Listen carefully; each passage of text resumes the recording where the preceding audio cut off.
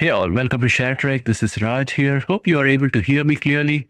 A tad bit late today. I was still trying to get some information on what is happening with the Elon Musk Trump feud because we have Tesla shorts in play. And I want to get an idea of what's happening out there. Well, the Tesla stocks are rising a little bit in pre-morning trade. And of course, this is the weekend, Friday. So options expiries will take place. Anyway, here we are.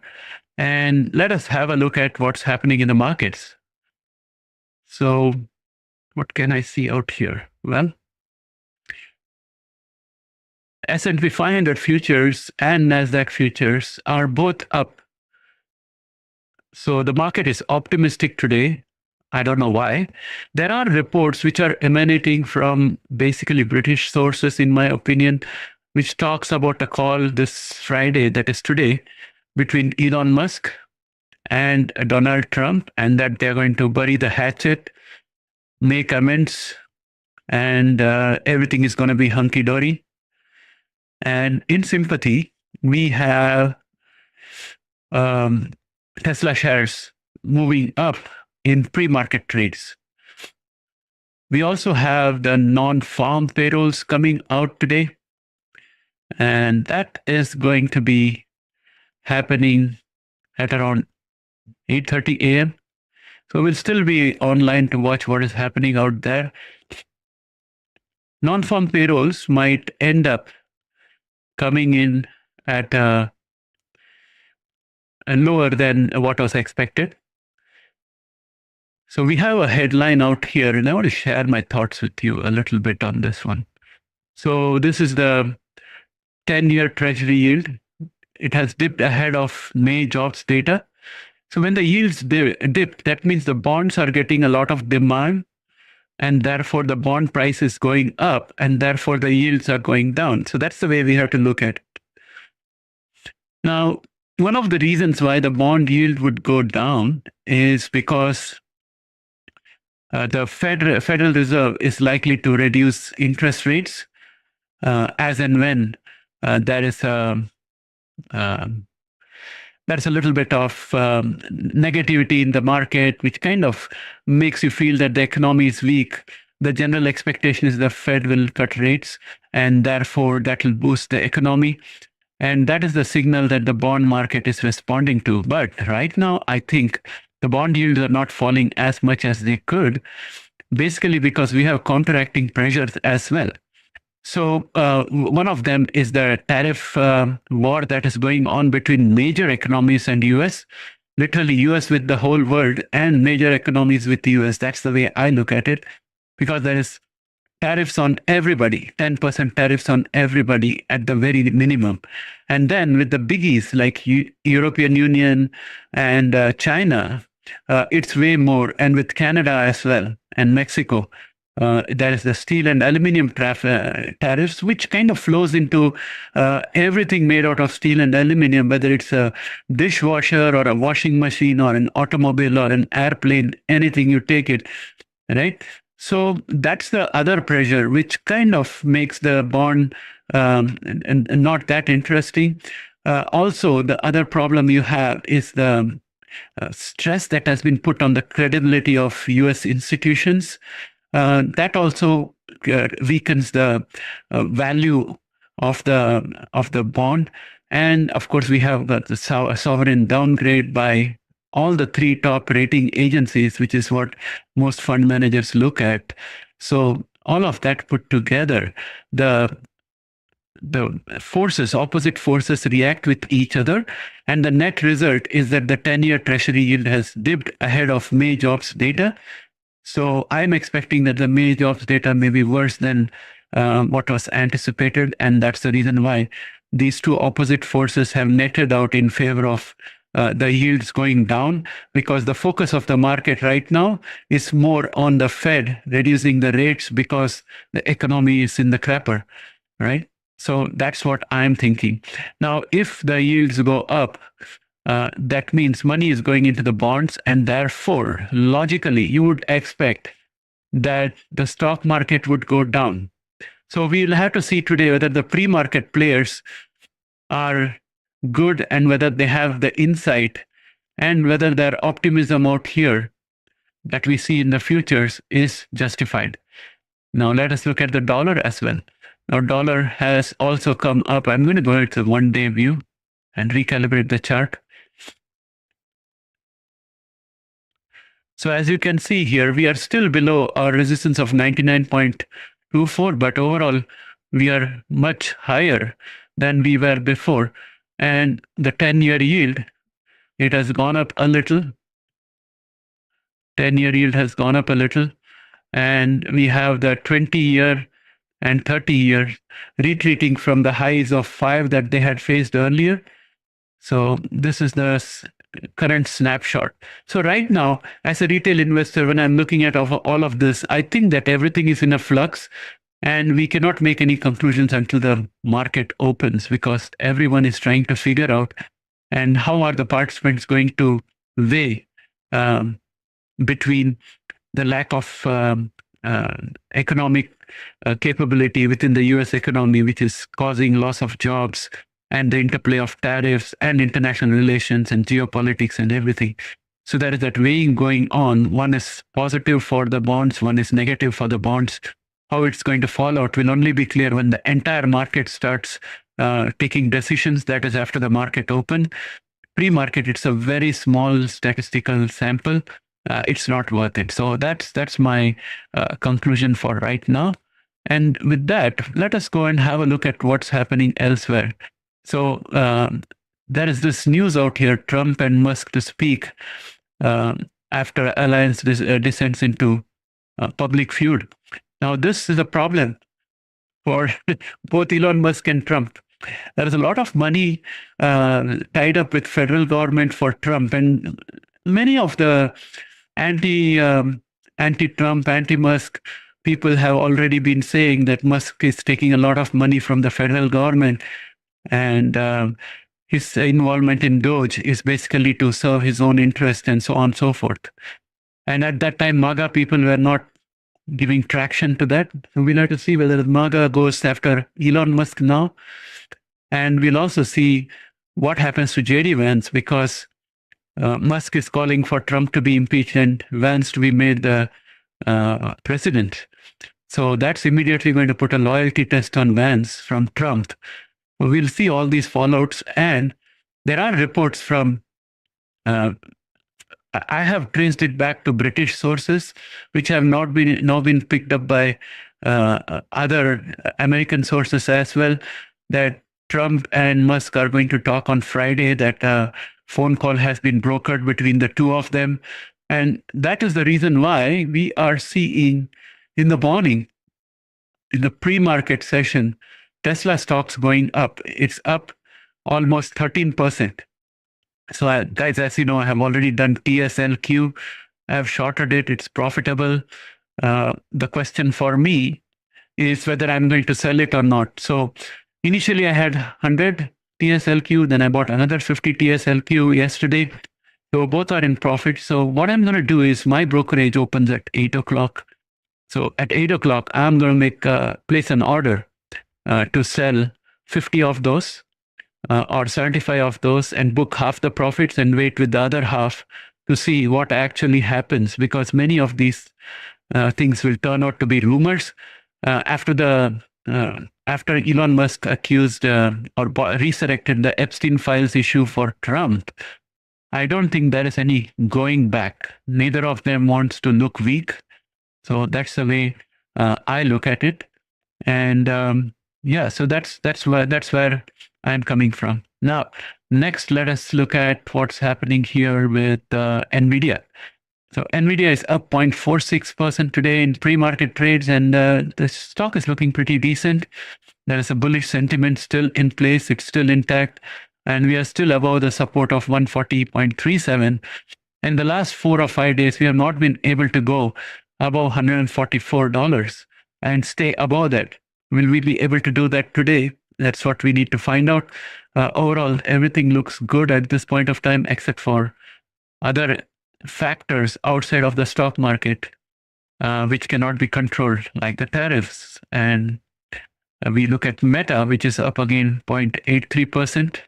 So this is looking good for pre-market action, and we are above where we closed yesterday. That is good. Sentiment is bullish. RSI is overbought, so a little bit of sideways and cooling should be expected. But overall, it's looking good. Then we go to Google.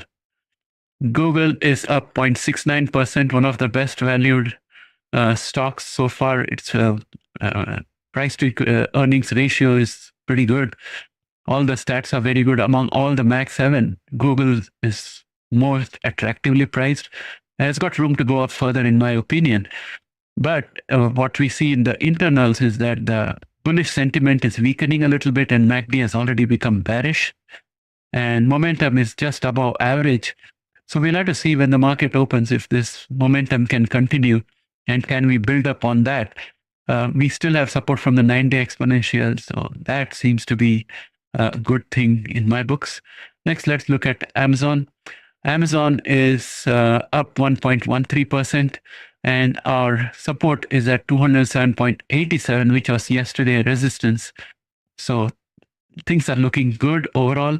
And our resistance today is going to be 215.56. But in the internals, you can see that MACD is already bearish, and the bullish sentiment is waning a little bit. So when the market opens, I think this 1.10% jump is going to improve the bullishness and the MACD. We'll see what happens. It's a Friday. There'll be options expiries also. That will also have an impact on what price the stock closes at. And we have Apple up 0.48%, but Apple is struggling a lot. We need some resolution to the China tariff issue, and then things should get better.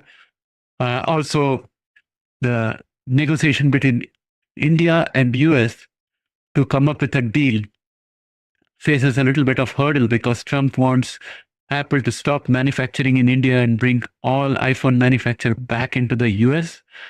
How that will play out is another thing which is weighing down on Apple stocks, because we don't know what is happening internally until there's a communication from Apple. Microsoft is up 0.33%, just a little bit. It has gone above the resistance of 467.80, converting that into a support. So I think Microsoft is at an all-time high, and can it go up beyond this?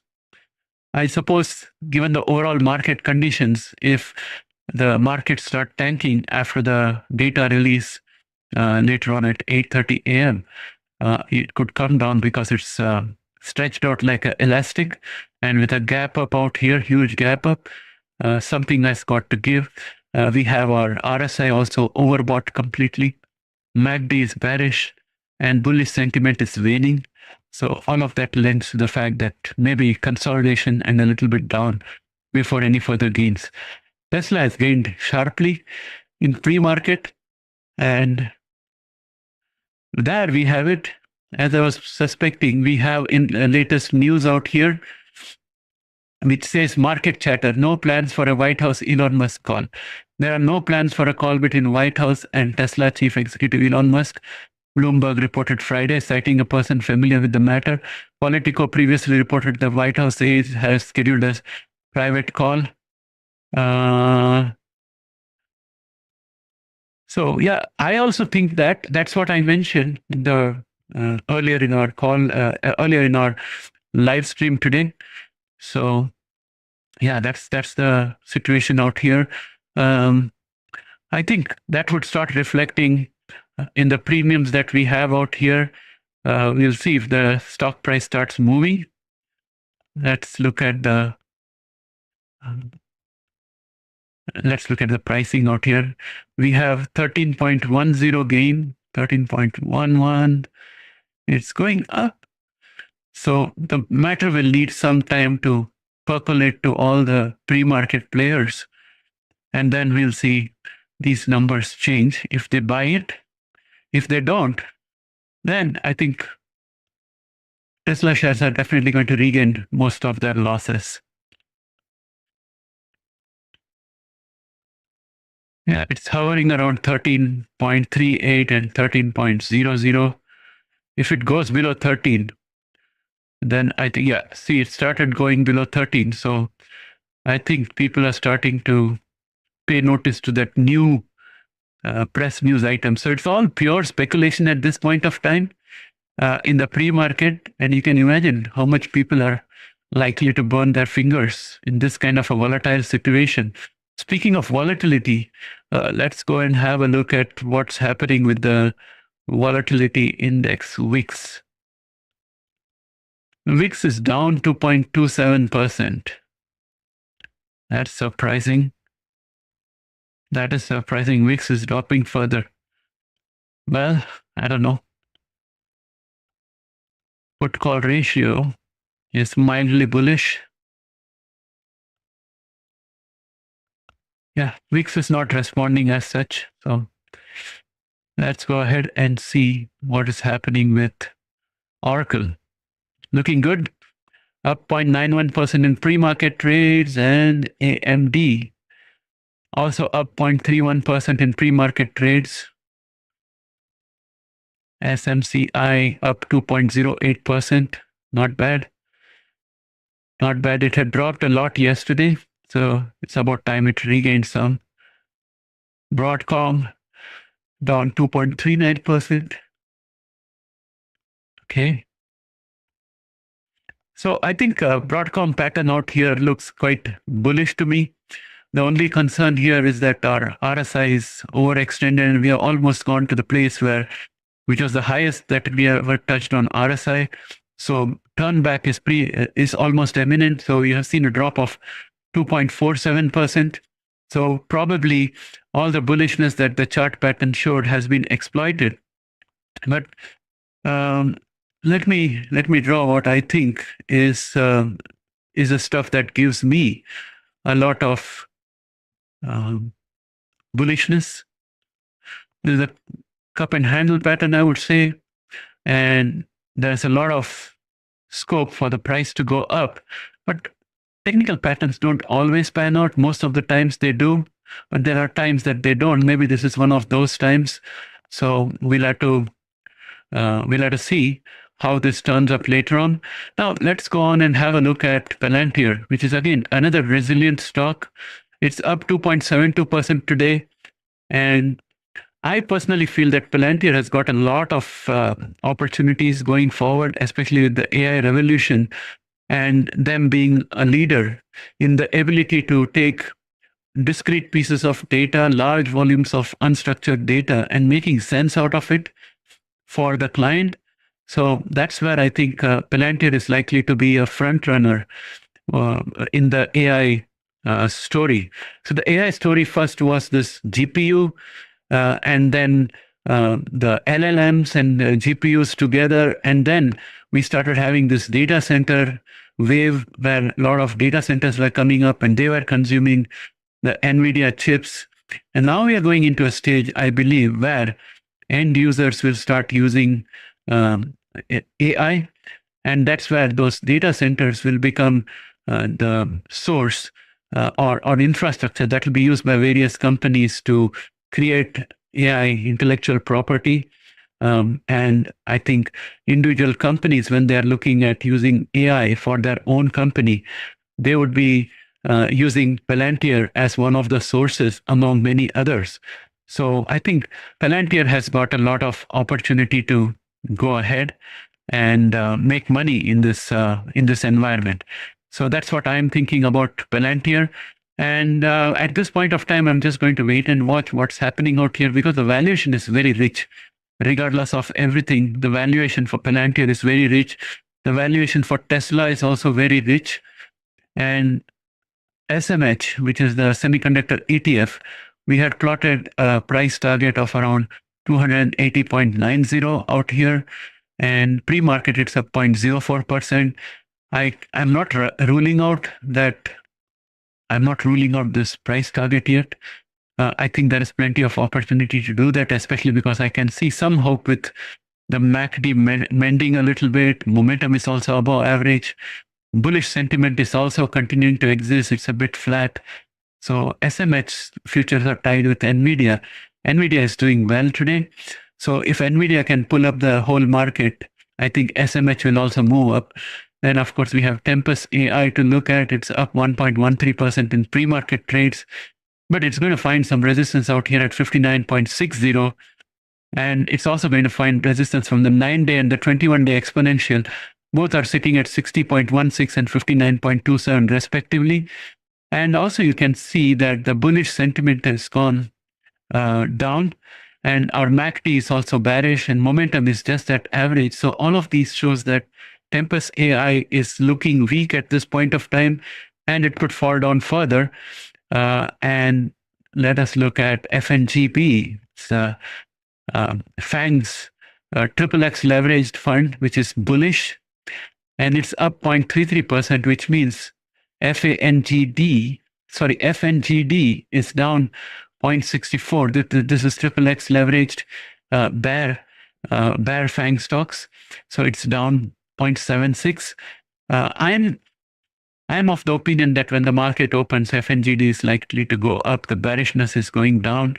MACD is turning bullish, and we have reached a bottom. But in the past, we have gone all the way down to 23.56 on the RSI scale. So we could do that again here. So we are almost close to the bottom for FNGD, and the bounce back should be imminent. That's what I'm thinking. And everything depends on how NVIDIA goes and Tesla goes, because those are two big stocks that are driving the FANG stocks. And generally, Google and Microsoft are always very measured in their movement upwards or downwards. They don't move very hastily. So I think NVIDIA and Tesla determine what's going to happen in the XXX leverage funds. That's what I'm seeing out there. And what else do I have here? Let us go and have a look at gold. What's happening with gold? Where is gold out here? Gold. Here we go. Gold is making its anticipated moves. We are saying reverse head and shoulders. And we had a target out here of 3,726.353. Now this reverse head and shoulders has not yet hatched. We need to cross this orange line for us to say that we have triggered the reverse head and shoulders. But I'm still having optimism because this is a bull flag out here. This is a flagpole, and this is the flag. And if we were to break out today, then I think this is the length that we will have. Sorry.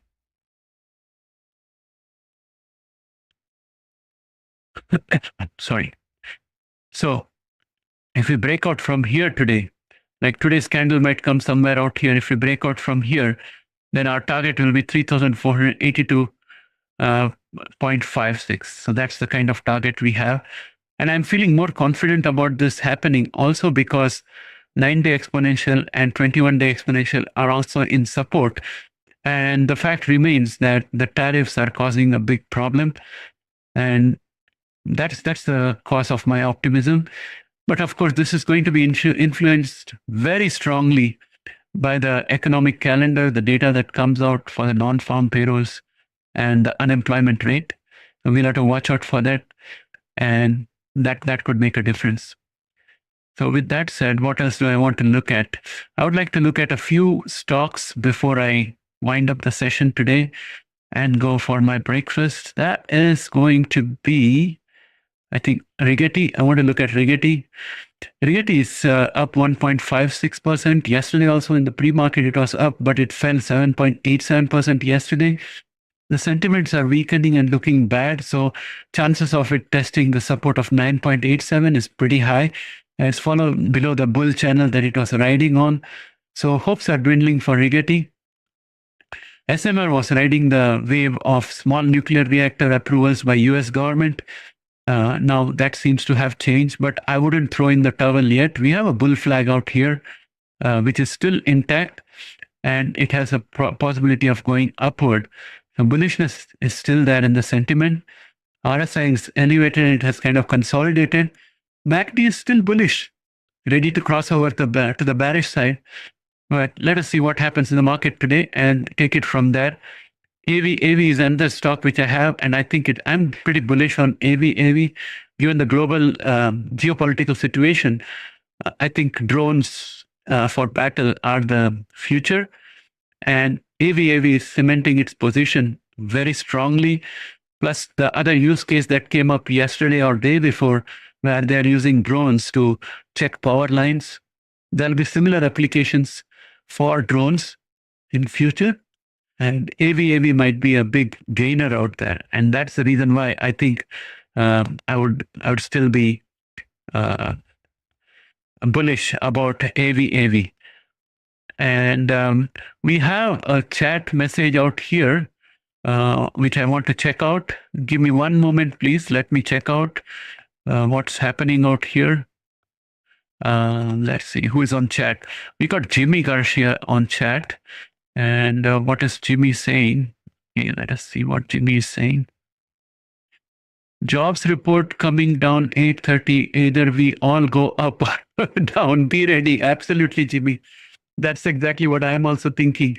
It's going to be the job report. And further, the complication right now is the fact that earlier it always used to be the situation that if there is fear in the market or trouble in the market, everybody would rush into the US dollar as safe haven and into the US bonds as safe haven.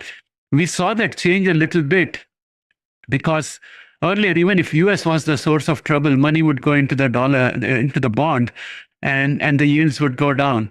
Now, what is happening in the recent past is that if there was problem, money was not getting into the bonds, so the yields remained higher. That's why we are still at 4+% yield for the 10-year.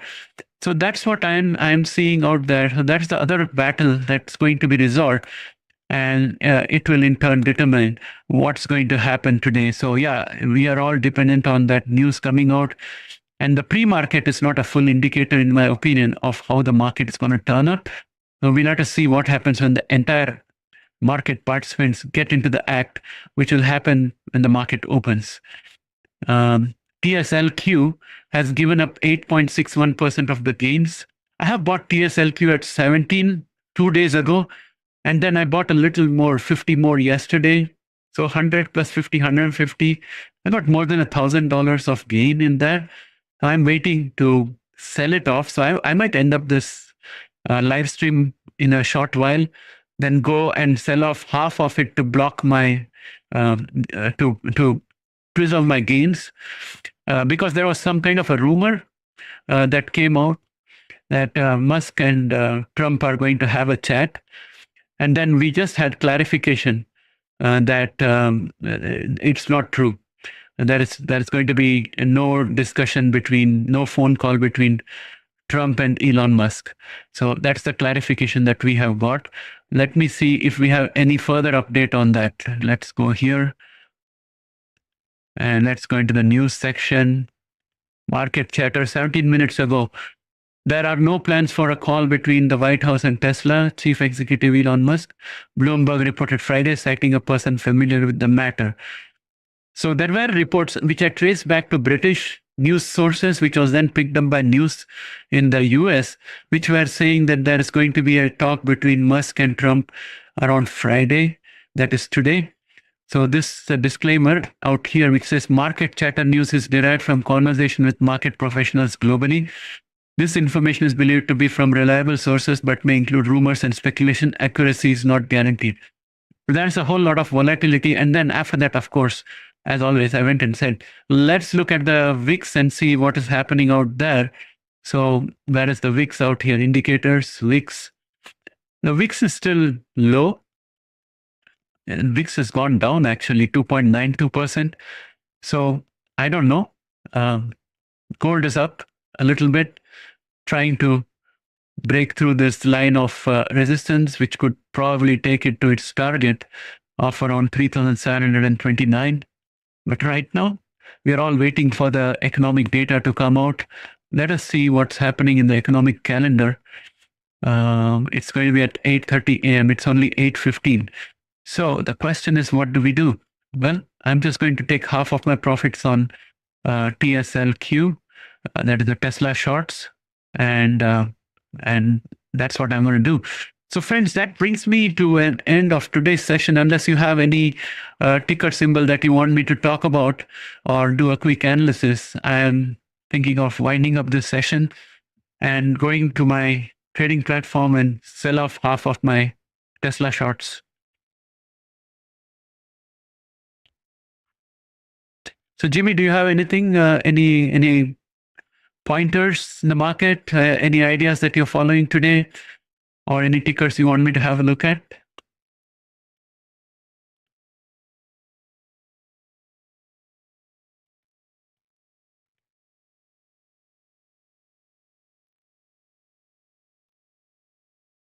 IWM has confirmed this diagonal line of resistance as a line of support because it has closed above, and it's also got support from the 9-day exponential. So our reverse head and shoulder for IWM looks intact. So friends, this is my major conundrum, and I would like your feedback as well in the comment section. Overall, everything you look at around seems broken with the tariff issue and the back to school market and holiday season markets being screwed up because of the supply chain issues triggered by the tariff. And we do not see any resolution in sight. We were supposed to have some resolution by 9th of June. That was the 30-day time limit given by Trump administration. We don't have any deals that have been struck and announced. So ideally, based on all of that, I would have thought that the markets would fall because the business has been irreparably damaged, which also has led to a lot of layoffs. So overall, the market environment is going to be bad. Therefore, earnings will be down. But I think the market is putting more focus on the fact that the Fed will start cutting rates and the rates are elevated. And any rate cut is going to offset any loss in earnings that we get. And so that's the reason why I think these technical charts would be valid. But if that reasoning doesn't work out, then this pattern may not come out to be true. Many technical patterns have 70%, 75% chance of coming true. So we have to be wary about that when we talk about these kind of patterns, because what the technical is showing is totally different from what the spidey sense says when you look at what's happening in the market in terms of tariffs and everything. All right. So anyway, when you think about this and have some ideas, please put it in the comment section. We are a retail investor channel. We want to build a retail investor community, share intelligence and ideas, and try to make better decisions in the market. So I look forward to your feedback as well. I have shared mine. So with that, my friends, I'd like to bring this video to an end. The live stream is coming to an end. I'll catch up with you again in the next video. And